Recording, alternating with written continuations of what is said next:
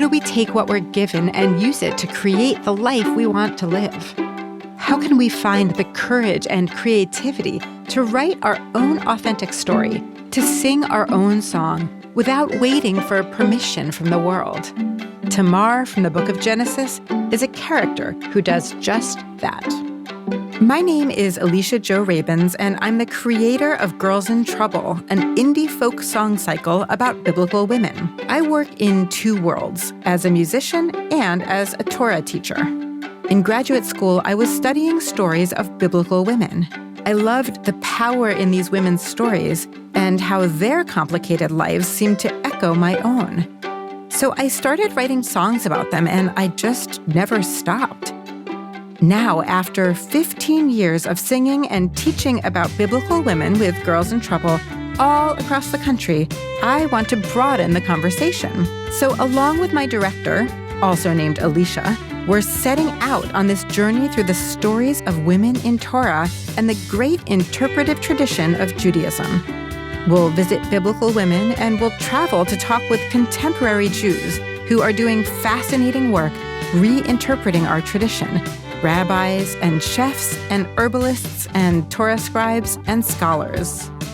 Together we'll ask, how can these women's stories help us understand who we are and who we might become? But first, a musical motion picture rating. The story of Tamar is definitely PG-13. That's part of what makes it fun. I just wanted to warn you in case you're watching with kids. And now my song is done. Today, we're exploring the theme of creativity in our own lives as well as in our relationship to Jewish tradition. One of my main tools for creativity is my violin, and it is overdue for a cleaning. So I thought I'd bring you down to my music studio and I'll polish up my violin while we explore the story of Tamar. Tamar is not originally an Israelite. She marries into the tribe. Her father-in-law, Judah, is a powerful person in the community, so she's suddenly part of this important family, but she has no support network of her own. Unfortunately, not long after their marriage, Tamar's husband dies. The Torah clearly says that God ended his life, so we know it's not Tamar's fault. There's an ancient biblical law that if a woman's husband dies and she has no children, she has the right to marry his brother if she wants. Well, Tamar likes this idea, so she marries her late husband's younger brother, Onan. But Onan does something God does not like. If you look up Onanism in the dictionary, you'll find out what he did. And God responds by striking Onan dead. So Tamar is once again a widow with no kids, and by law, she has the right to marry the third and only remaining son, whose name is Shelah. But his father, Judah, has already lost 2 sons. And even though it wasn't Tamar's fault, Judah breaks the law by withholding his 3rd son. This leaves Tamar in an impossible position, a single immigrant woman alone in the ancient world. But Tamar refuses to accept this fate. Instead, she comes up with a plan. Every year at sheep shearing time, Judah takes his flock and passes by a major crossroads on the way to the shearing. And Tamar knows this. She sets up a tent at the crossroads, veils herself so that Judah won't recognize her, and waits for him. And when he passes by, she invites him into her tent to spend the night for a fee. Exhausted and lonely, Judah takes Tamar up on her offer. But he says there's one problem. He has no money yet. He's on his way north to shear his sheep and sell the wool, so he'll have money when he passes back down. She says, no worries, just give me your staff and your signet, basically an ancient world version of ID. I'll hold on to them, and when you pass back down, you can give me the money, and I'll give you your staff and signet back. And Judah agrees. He enters her tent, and they spend the night together. A few days later, Judah passes by on his way back home. But when he tries to find Tamar to pay her and get his staff and signet back, she's nowhere to be found. He looks and looks, but he can't find her. So what can he do? He goes back home. Well, maybe you can guess what happens about 7 or 8 months later. Tamar comes back to town and she is pregnant. The people are shocked. This is against the rules of the ancient world. They call Judah into the town square, yelling, "Your daughter-in-law has broken the rules." And Judah agrees. He says, "Burn her." But this is when Tamar pulls out his signet and staff and says, "I am with child by the man to whom these belong." Very dramatic. And to his credit, Judah immediately accepts responsibility. He says, "She is right, I am wrong." Tamar's baby turns out to be twins, and she and Judah raise them together. And if you trace the biblical lineage, these baby twins will become the ancestors of the great King David. According to tradition, this lineage continues all the way to the Messiah. All of this happens because of Tamar's spark of creativity, which she uses not just to survive, but to thrive, taking the story she's been given and rewriting it so it becomes her own. Okay. Oh, looks so good. Look at that. We traveled across the country to talk about Tamar, Jewish music, and writing our own stories with the legendary klezmer violinist Alicia Svigals. Today we're in upstate New York visiting one of my favorite violinists in the whole world. Thank you so much for having us. Thank you for coming and for bringing this delicious Portland tea. Yes, I'm glad you like it. Love it. You made it nice and strong. I like that. Good. So tell us about the kind of music that you play on your violin. I play klezmer fiddle. Klezmer is traditional East European Jewish party music, celebration music. It's music that came to this country from where Ashkenazic or Yiddish-speaking Jews came from in the early part of the last century. Romania, Russia, Poland. It's the music of my great-grandparents and my grandparents. It's music that I play both in concert and for community events, which is its original function, weddings, bas and bar mitzvahs, and so forth. One of the interesting elements of the klezmer revival in the 1970s and 80s was how the young klezmer community overlapped with the young queer community. At a time when being out was much more rare than it is today, these young musicians combined their cultural inheritance with a commitment to living their own authentic truth. Can you talk a little bit about the intersection of queerness and the early days of the contemporary klezmer revival? Yes, so going back to the golden age of klezmer, which I define as the golden age because I was young. Your golden age. It was my golden age. Every year, Klez Camp would grow, and every year, more and more lesbians would show up, and we'd all look at each other and go, "Hi!" Nobody knew why this was happening. You know, all these women who thought they were going to be the only one. And remember, this is the late 80s. It was a big deal to be out. It was an act of courage, and it was hard to find people because people weren't always out. There continues to be this really fascinating attraction of queer people to the Yiddish and klezmer revival. I have my theories about why there's such a strong queer presence based on my own experience, that when you grow up Jewish, it gives you a kind of template for how to love being queer.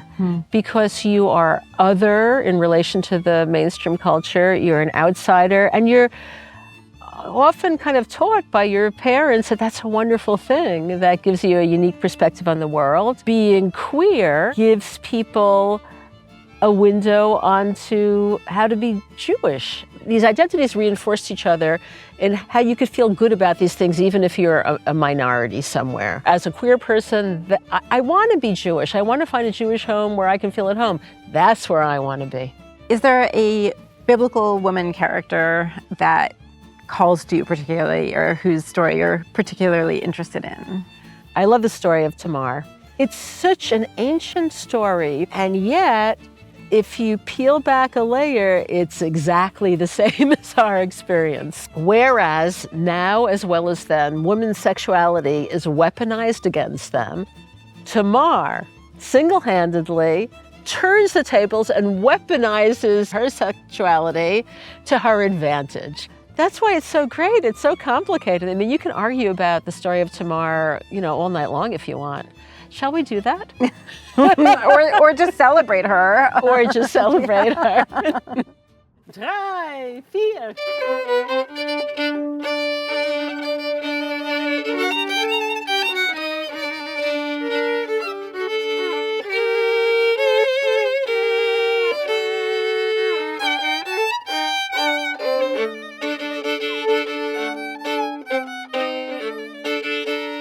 And now let's visit the Torah hut to explore this theme of creativity and writing our own lives through the ancient story of Tamar.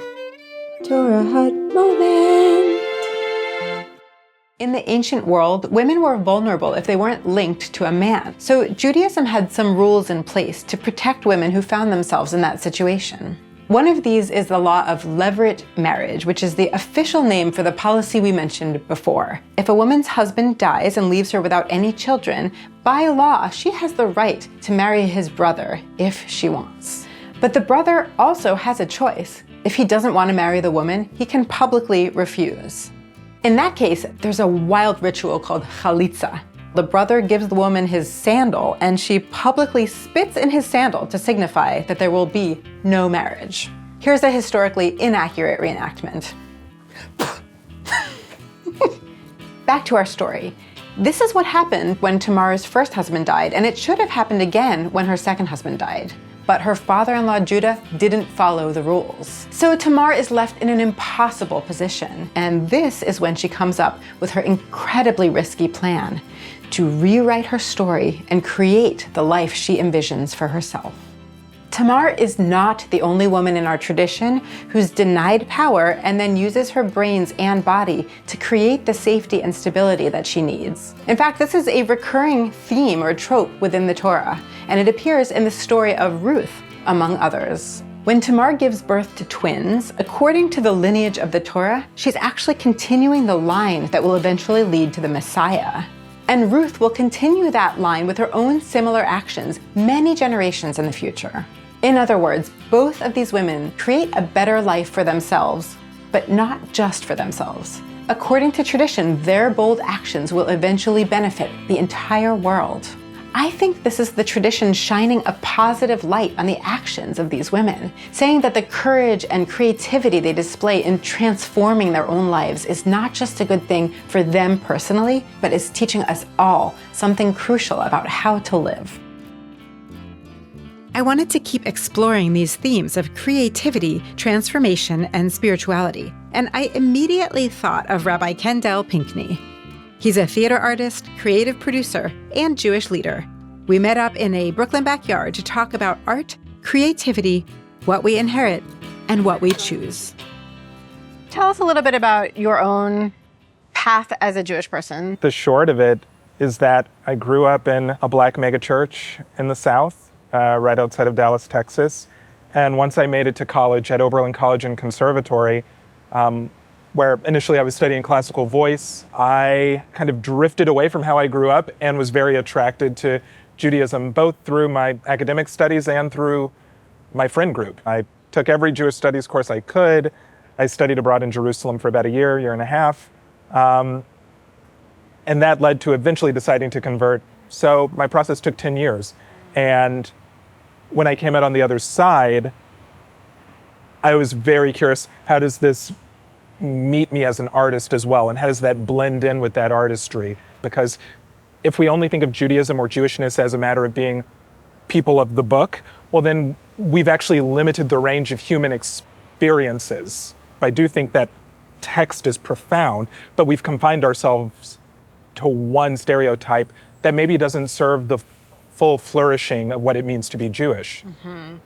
So that's a very condensed answer as to how I now exist at this potentially strange intersection of being a rabbi, being an artist, and how it plays into my story of being Jewish. Do you consider making art to be part of your spiritual practice as well? Yes, it's part of my spiritual practice. Maybe, and this is because I am a writer, stories really do shape a lot of our realities. That's the beauty of Torah. It is a living, document a living tradition. And so we get the chance to, repair and switch it up and reboot it. Our forebears, they have shown us how to do that. And so it's on us to keep on doing it. So art and agency, story and self-discovery.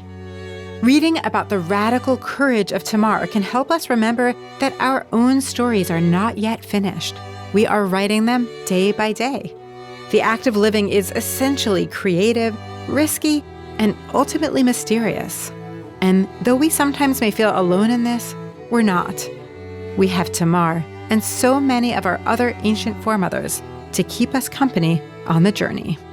If Tamar were to do a TED Talk or a non-branded lecture, I don't know if I'm allowed to say that, but if Tamar were to come visit us today and give us her insight on what we should be doing in this moment or could be doing, what do you think she'd offer us? She would say, don't be afraid. You can use your wits and your courage and your ingenuity and your femaleness. If you feel you have femaleness and you love your femaleness, you can take all that and let it be your power. You may be all alone. You might be going up against a brick wall, but it works. And fight. Even when it seems impossible, she fought all alone, and she was just a kid. So beautiful. I love Tamar. Oh, I love her too.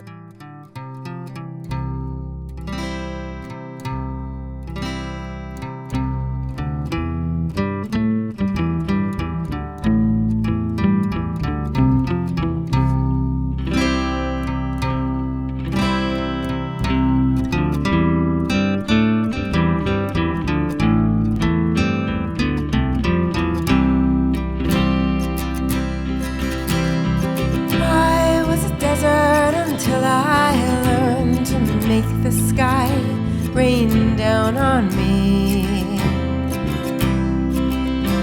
and I was a barren field until I planted myself with borrowed seed. You're a strong one. They say ground lead into dust with your teeth, but even a strong one gets lonely at night when he can't sleep.